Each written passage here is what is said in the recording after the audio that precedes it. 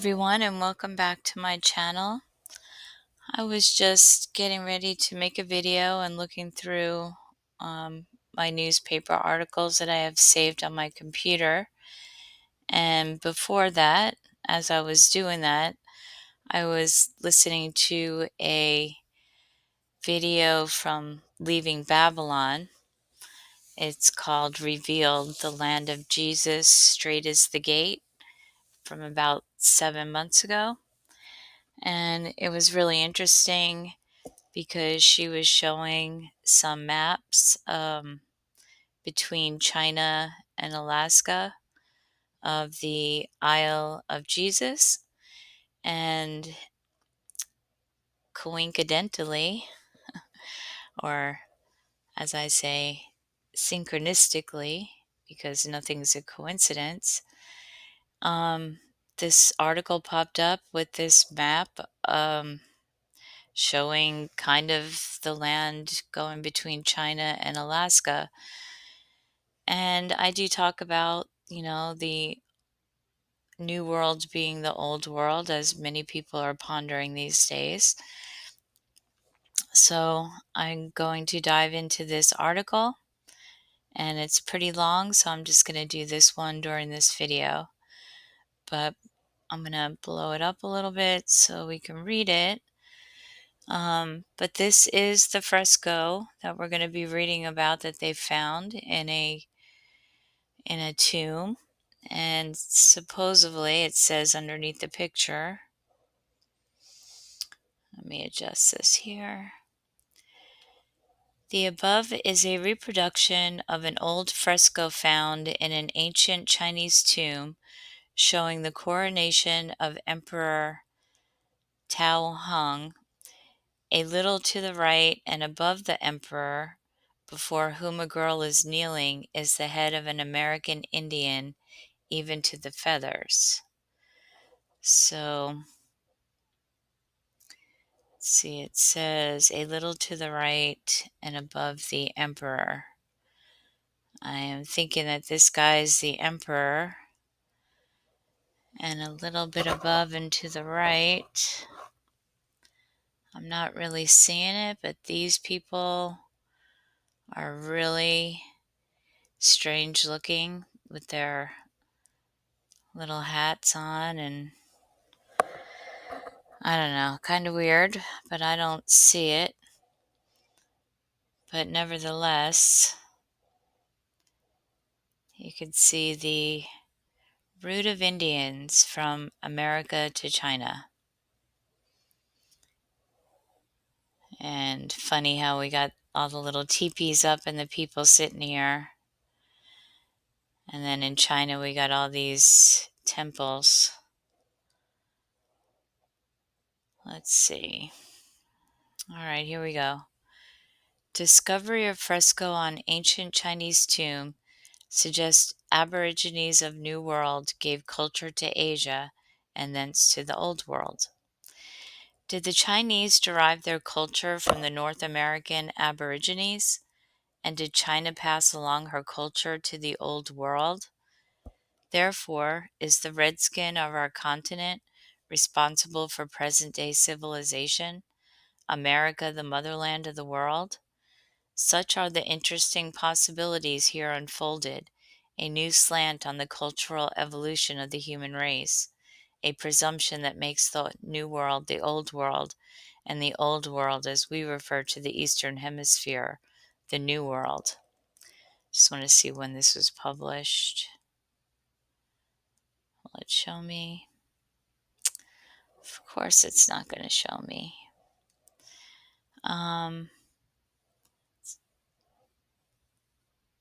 Let's see. I'm going to read this real quick. Anthropologists have long been aware of the strong physical similarity between Native Americans and the Mongolian type. At times, this has been ascribed to geographical location and climatic conditions, but now comes the interesting theory that the West, not the East, was the cradle of the race. And it's pretty cool to think that people back in, 100 years ago were also pondering what we're all pondering today. Oh, okay. If you could see where my cursor is, I think they're talking about right here, this head with the feathers on it. Interesting. Okay.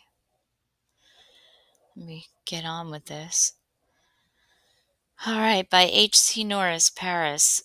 About as far inland as a white man has ever penetrated into the hitherland of China, there stands a hillside smothered in sand from the great Tibetan desert.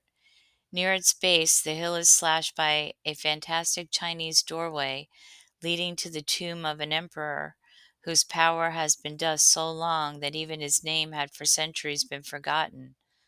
Across the back wall of the tomb extends a fresco of gigantic proportions.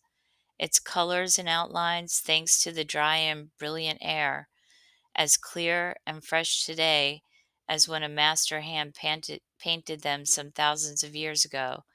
And in that fresco lies what French scientists incline to believe is the answer to a riddle that has puzzled the archaeologists of the world since the discovery of America. The cliff, the cliff dwellers of Arizona and New Mexico, the mound builders of the Middle West, the Aztecs and Incas of Central and South America, all those dim, mysterious peoples of whom the American Indians are the modern remnant, constructed dwellings and temples and ornamented them with strange devices which have a haunting architectural likeness to the ancient dwellings and temples of the Old World. That prehistoric temple of the sun in Mexico, rising in successive terraces, flanked by huge unmortared blocks of stones, might have been an inferior copy of the Egyptian pyramids. Pottery bedecked with bizarre designs, simple fireside utensils, various weapons, and bits of jewelry fashioned by the American Indians might have been patterned by less skillful artisans after the masterpieces that grew into deathless beauty under nimble Chinese fingers 2,000 years ago. Even the skeleton remains of the very early Americans bear a startling resemblance to skeleton remains in China. Various tribes of the Central Americans mummified their dead, as did the Egyptians.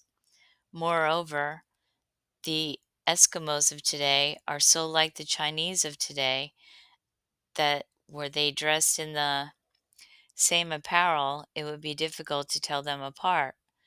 The riddle was complicated rather than simplified when geologists found that in prehistoric times, the northwestern tip of North America was connected with the northeastern tip of Asia by a belt of land, probably continental in its proportions, of which the Aleutian Islands and the islands of Japan may be the yet unsubmerged mountain peaks.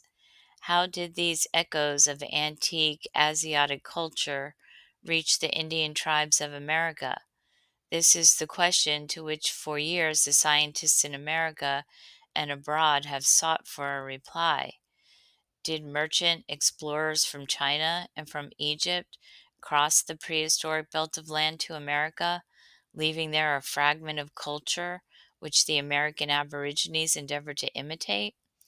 If so, why are there no Egyptian or Chinese manuscripts telling of the venture?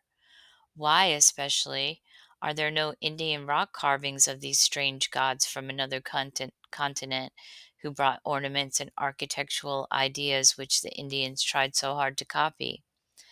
There is an ancient sacred symbol found across Asia, found even on a wayside altar in Pompeii, a serpent with an egg in its mouth. It is a sacred symbol with which the American Indian mound builders filled a little valley out west. How did how did bits of early Egyptian and European culture come to the American Indians? The answer is that they didn't. Painted in glowing reds and purples across the back of that Chinese tomb, the answer is this. The early Indians were earlier than the early Asiatics or the early Europeans. The New World didn't copy its culture from the Old World. The old world copied it from the new. In other words, the new world is older than the old world, and when Columbus discovered the new world, he was merely rediscovering the great old motherland from which the beginnings of art and architecture were copied by the Chinese and spread by them, broadcast over most of the remainder of the globe. It is one figure in a large group painted on the back wall of that Chinese tomb which is the basis for this new theory. Like most discoveries, this one was quite accidental and made while the discoverer sought something entirely different. When Stowitz, graduate of the University of California, star college athlete, artist, and more recently dancing partner of Pavlova, began designing the sets and costumes for a Chinese opera, he had no notion that his researches into Chinese costumes would cast a new light on the cultural evolution of the human race. Except for the fact of his university training, combined with his knowledge of Western Indians, he would doubtless have paid no special heed to the figure which, upon his pointing it out, has set French archaeologists revising their established notions and bids fair to arouse a fervor among archaeologists everywhere. Stowitz, he has a first name, perhaps it is Peter, but nobody calls him by it, was interested only in the fact that sets and costumes must be evolved for Fei Yan Fen, the opera founded on an old and lovely Chinese legend, which is to be given within a few months at the Metropolitan Opera House in New York City. Templeton Crocker of California wrote the book Joseph Redding of California, the music, and with Stowitz of California doing the settings. It promises to be a thoroughly American as well as Chinese affair. At its first performance a year ago in Monte Carlo, the opera was acclaimed as a big American work, but until Stowitz began to study reproductions of old Chinese frescoes, nobody realized what a really American thing this was to be. Its results may mean to anthropology what the discoveries of Columbus meant to geography. Among the books which Stowitz has been studying, and studying with a greater concentration than anyone else has so far had time to give it, was the published report of the mission Pelliot. For 3 years, Pelliot explored a region of China, therefore thought inaccessible, bringing back with him to Paris hundreds of photographs whose value to archaeologists and anthropologists is beyond price. Unfortunately, Pelliot's discovery came at about the same time the World War started. What he had found out concerning ancient China was a secret known only to the few who could snatch time during that cataclysm to look over his notes. The Pelliot report, now published with the photographs, was the mine of information in which Stowitz began to dig for scenery and costumes. He little guessed what a jewel of information his digging would turn up. "And I shouldn't have come upon it then," said Stowitz, striding up and down his studio like a blond giant, "or known I had found it, if I weren't rather well acquainted with our Indian tribes out west. The Black Hawks have always interested me, for instance. Imagine my amazement when, among the group of ambassadors bringing tribute to an ancient Chinese emperor, I discovered a figure which I at once recognized as that of one of these American Indians. Of course, I couldn't believe it at first. I got out a magnifying glass and studied every detail of that figure till now I could draw it with my eyes closed. My recognition was confirmed. Here he is." Stowitz spread out a photograph from the Pelliot report and held a magnifying glass over one of the central emissaries in the big crowd of those bearing gifts. "You see," he said, "the features, the shape of the face, are exactly like those of our Western Indians today, allowing something, of course, for the conventionalization which the Chinese artists loved. But what struck me most forcibly is the war paint, or in this case, the ceremonial paint upon the Indian's face. That and his headdress. You notice the three eagle's feathers? It's precisely the same headdress that his tribe in its natural state wears today. Moreover, it is very significant that the figures around this American Indian can readily be identified as to nationality. At his left hand there is unmistakably a Russian.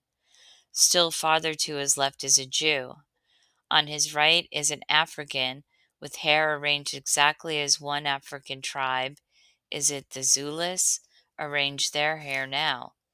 This is all significant because even if the inscription in Chinese hadn't confirmed the opinion, it indicates what the artist was doing. He was painting a representation of each of the nationalities which were at that time under the Chinese emperor's sway and which consequently were forced to pay him tribute.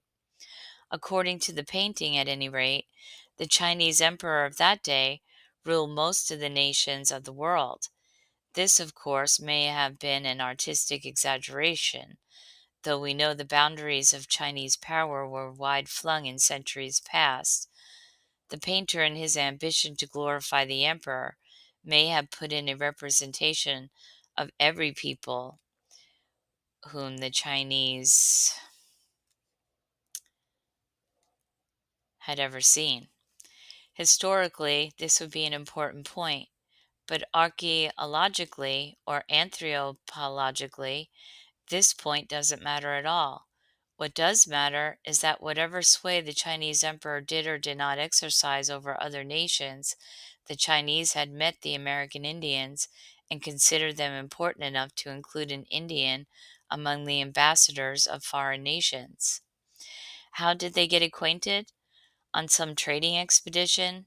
Did the Chinese venture to the American coast, and upon successive voyages did the Chinese give our Indians the beginnings of the cultures which the Indians had when white men found them? If this were the case, the Chinese must have overrun both North and South America, inspiring not only the mound builders of our West, but also the pyramid builders of Mexico and the stone temple builders of Central America. How does it happen, then, that no other than architectural I hate when I do that.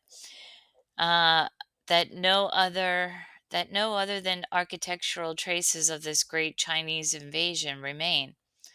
Where are the distinctly Chinese colonies that would naturally result? Where are the echoes of Chinese government systems? This, said Stowitz, is what I think happened. The American Indians, or their remote forebears, were the common ancestors from whom came not only the Indians, but also the Aztecs, Incas, Eskimos, and Chinese. All these peoples have certain Mongolian characteristics, and for many years the anthropologists have believed that a close relationship existed among them. This relationship, I think, was so close that the American Indians were, say, the great great grandfathers of the others, perhaps a couple of 100,000 years ago, more or less, second cousins to the Chinese. At a period when Asia and North America were still connected by land, I believe one branch of the North American Indian family migrated to Asia, took possession of China, and in due course of time became Chinese. With them, the emigrants took what primitive culture the family had at that early date, evolved, being both aggressive and progressive, or they wouldn't have been emigrants. They conquered vast territory for themselves and then settled down to build upon the old primitive beginnings, a culture as much more advanced than the early Indians as the Mandarin of the old regime was more advanced than Sitting Bull. Yet even at its highest stage, this culture had curious Indian reminiscences, as curious as the Mandarin's resemblance in high cheekbones and straight black hair to the cheekbones and hair of the Indian warrior. It is interesting also to speculate as to whether a land route existed between North America and Asia at the time when the ancient master hand line that fresco in the tomb of Toner Honang, who died so long ago that his name had been lost until Mr. Pelliott's explorations brought it to light again. The fresco, even aside from its surprising inclusion of an Indian figure, is so full of beauty and detail that it will reward the artist's and historian's research for many years to come. Little is known about the potentate whose memory it honors, so far be it nearly swallowed by the mists of antiquity, yet he was so powerful in his day that for centuries his tomb was a shrine to which the Chinese made annual pilgrimage. So, just a theory about how the New World was really the Old World. And yeah, now that I'm really looking at this, I do see the Indian with the 3 feathers and all that. So this guy over here is supposed to be Russian. You don't look Russian. Interesting. Okay, well, that's it for today. I have a couple of interesting articles coming up, and I can't wait to get to them and share them with you. So if you can, like and subscribe and help my channel grow, I'd really appreciate it. And I hope you have an amazing rest of your day. Bye.